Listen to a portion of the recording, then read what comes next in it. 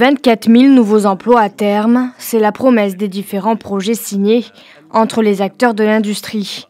La région Souss-Massa sera le laboratoire de cette démarche d'envergure. L'objectif, booster la création de richesses et soutenir les secteurs productifs dans l'industrie et l'agriculture. Le Souss-Massa fera office de plateforme de transformation de produits agricoles.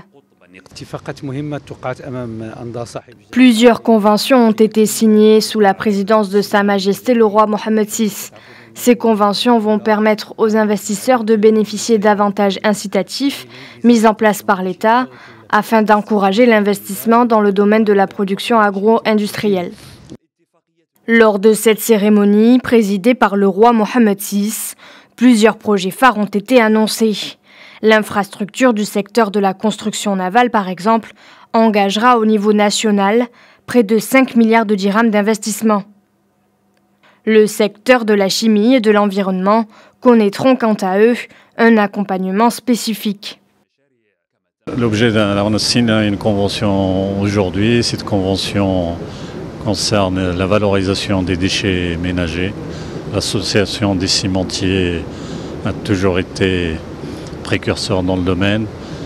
Notre objectif, effectivement, est de signer une convention avec le gouvernement, avec un gouvernement et puis la wilaya et la municipalité d'Agadir pour la valorisation de la décharge, la nouvelle décharge d'Amskrod.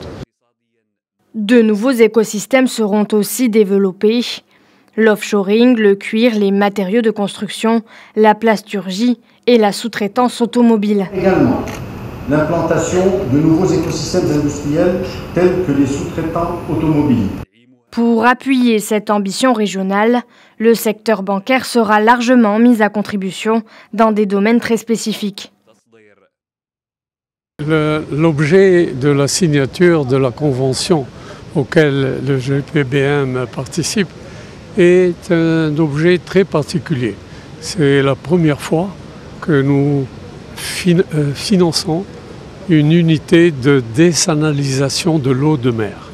Or, l'eau est un besoin essentiel, aussi bien pour les citoyens d'avoir de l'eau potable que pour l'agriculture d'avoir de l'eau d'irrigation.